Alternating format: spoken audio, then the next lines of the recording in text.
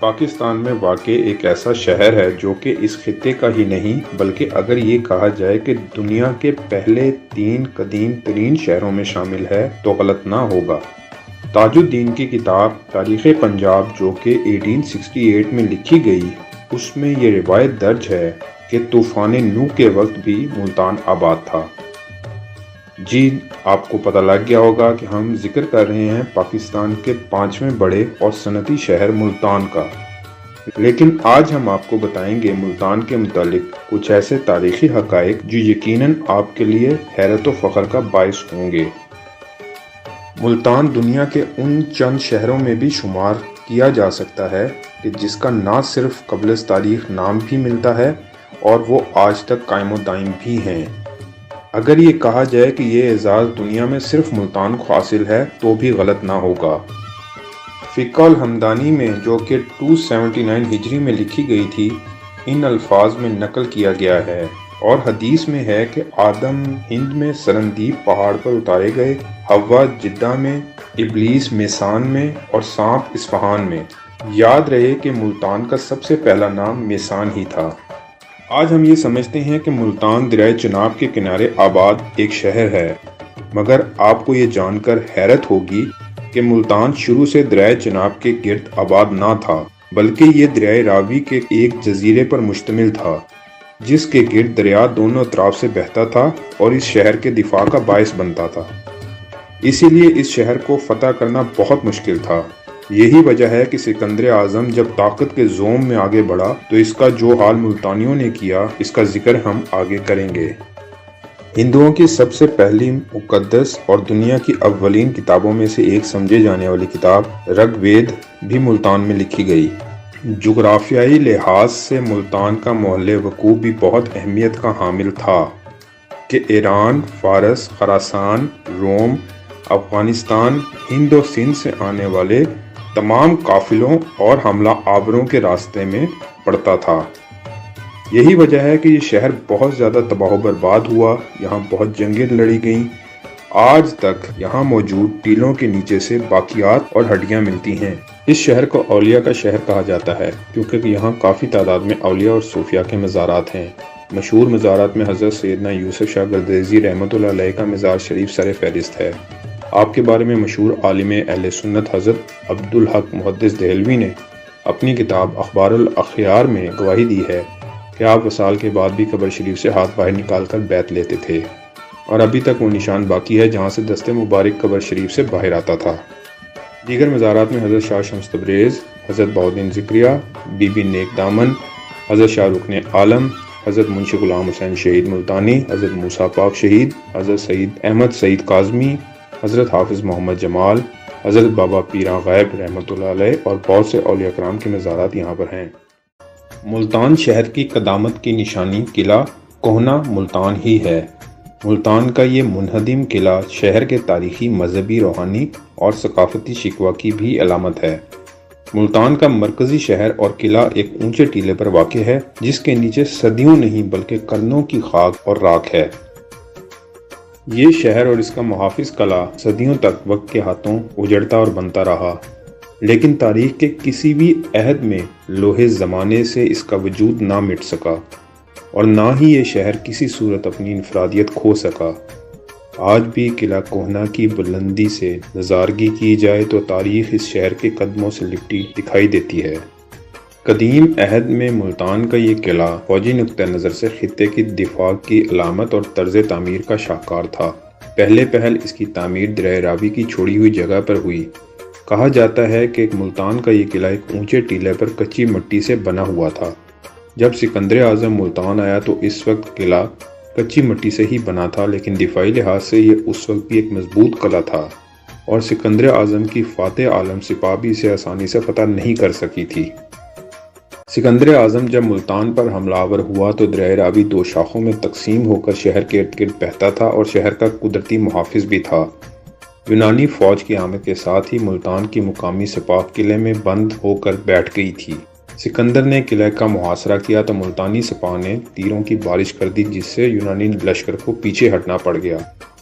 اسی دوران سکندر ایک سیڑھی کے ذریعے قلعے میں داخل ہو گیا ابھی اس نے کلا میں موجود چند لوگوں کو ہی نشانہ بنایا تھا کہ سکندر کو ایک برج سے داغا ہوا ایسا تیر لگا جو اس کی ڈھال کو چیرتا ہوا سینے میں پیوست ہو گیا۔ اپنے بادشاہ کو زخمی دیکھ کر مقدونی سپاہیوں کا جذبہ جنون میں بدل گیا اور ملتان کی سرزمین پر وہ کچھ تو خون ہوا کہ خدا کی پناہ۔ سکندر کی فوج نے قلعے میں موجود تمام سپاہیوں کو قتل کر کے قلعے کو آگ لگا دی تھی۔ سکندر اعظم نے فتح ملتان کے بعد دیگر علاقوں کی طرح یہاں بھی اپنا گورنر مقرر کیا، لیکن 304 قبل مسیح میں چندرگپت موریہ نے ملتان کو فتح کر کے اپنی سلطنت میں شامل کیا تو یہاں یونانی اقتدار کا خاتمہ ہو گیا۔ سکندر اعظم سے لے کر 1848 یعنی 1848 میں ملتان پر برطانوی حملے تک ملتان پر مختلف ادوار میں ہزاروں جنگیں ہوئیں۔ بڑے بڑے بادشاہوں کے لشکر یہاں اترے۔ کشتگان کی دلدوز چیخیں، حملہ آوروں کی خون آلودہ تلواریں اور سرخ آنکھیں آج بھی قلعہ کوہنہ کے اطراف گھومتی نظر آتی ہیں۔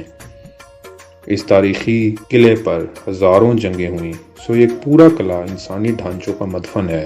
ہر جنگ کے بعد مقتولین کی لاشوں کو گڑھوں میں اجتماعی طور پر دفن کیا گیا۔ یہاں قیام پاکستان سے پہلے غاروں اور کھنڈروں سے انسانی ڈھانچے برآمد ہوا کرتے تھے۔ قلعہ ملتان پر پہلی مسجد کی بنیاد محمد بن قاسم نے خود رکھی تھی، جسے بعد ازاں اس کے نامزد مقردہ گورنر نے مکمل کرایا۔ مورخین کے مطابق یہ شہر مختلف ادوار میں مختلف ناموں سے جانا جاتا رہا ہے، جس میں میسان، کشپ پورہ، پرہلاد پورہ، سنب پورہ، ہنس پورہ، بھاگ پورہ اور مول استھان شامل ہیں۔ موجودہ نام ملتان بھی مول استھان ہی کی بگڑی ہوئی شکل ہے۔ ماہرین آثار قدیمہ کے مطابق اس شہر کا نام مول استھان پڑنے کی مختلف وجوہات بیان کی جاتی ہیں۔ ایک نقطہ نظر کے مطابق اس نام کا تعلق مول یا مولئی قوم سے ہے جو زمانہ قدیم میں یہاں آباد تھی، جبکہ دوسرے زیادہ قرین از قیاس نقطہ نظر کے مطابق اس نام کی وجہ اس شہر کا ہندوؤں کا مقدس مقام ہونا ہے، جس کی وجہ زمانہ قدیم میں ملتان میں تعمیر کردہ آدتیہ ناتھ مندر یعنی سورج دیوتا کا مندر بتایا جاتا ہے، جس کی وجہ سے اس کا نام مول استھان یعنی اصل جگہ پڑا۔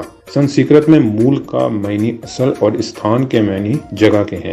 وجہ چاہے جو بھی ہو، مگر یہ بات یقینی ہے کہ ملتان پرانے وقتوں میں ہندوستان کے باشندوں کے معروف مذہبی مراکز میں سے ایک رہا ہے، جس کی وجہ یہاں موجود دیوتا آدتیہ ناتھ مندر اور پرہلاد پوری مندر ہے۔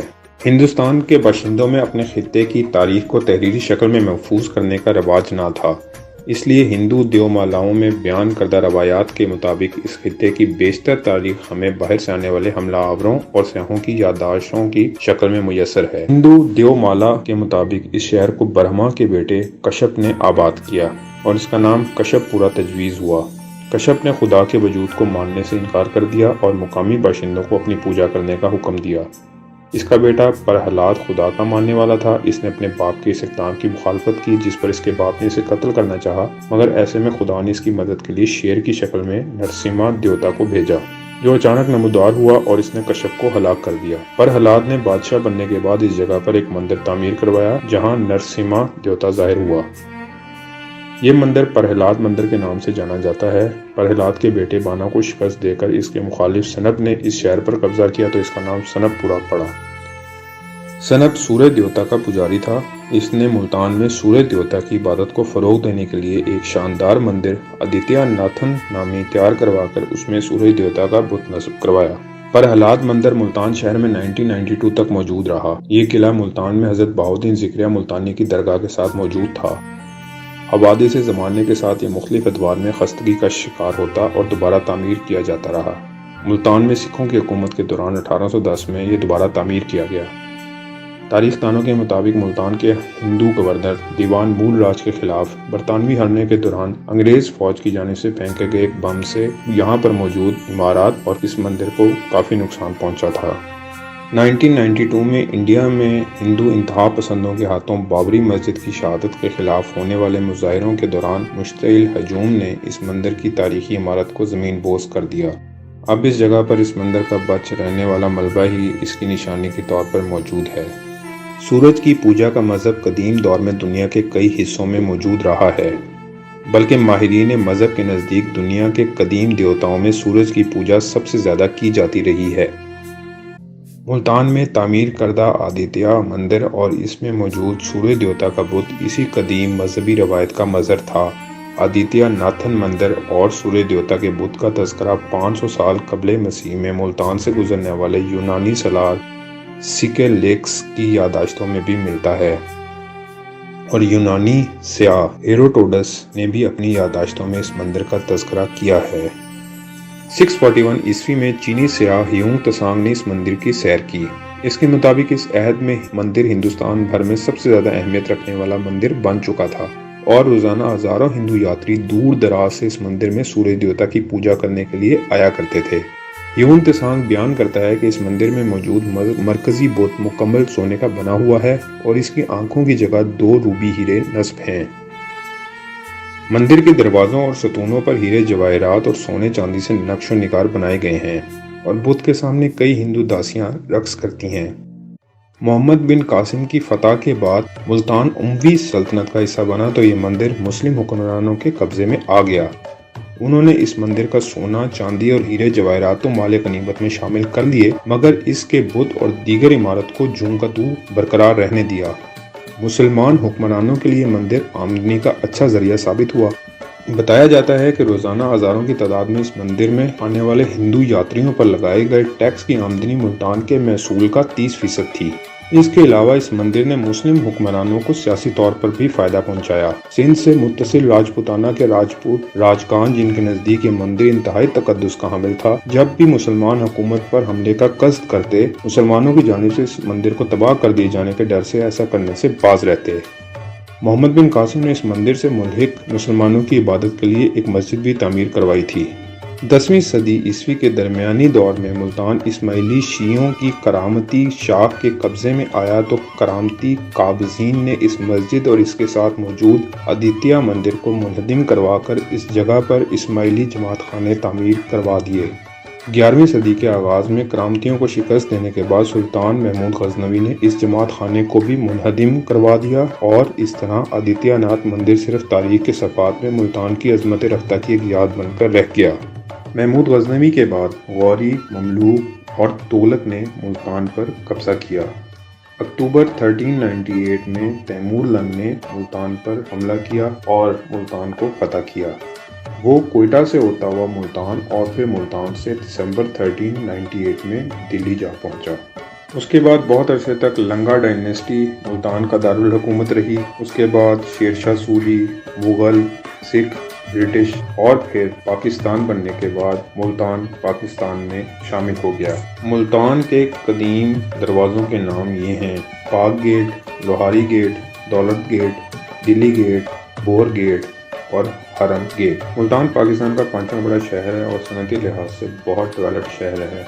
यहाँ पर पाई जाने वाली मशहूर सौगात में हाफिज़ का मुल्तानी सोन हलवा, हाफिज़ अब्दुल वदूद का सोन हलवा, रेवाड़ी की मिठाई, दलबीर के पेड़े, हरम गेट की खीर, लाल कुर्ती कैंट का दूध, लाल कुर्ती कैंट की चांप, नवाब होटल का नमकीन, ऊनी बुर्ज की मछली, दाल मूंग, गोली वाली बोतल और रशीदाबाद का देसी नाश्ता शामिल हैं।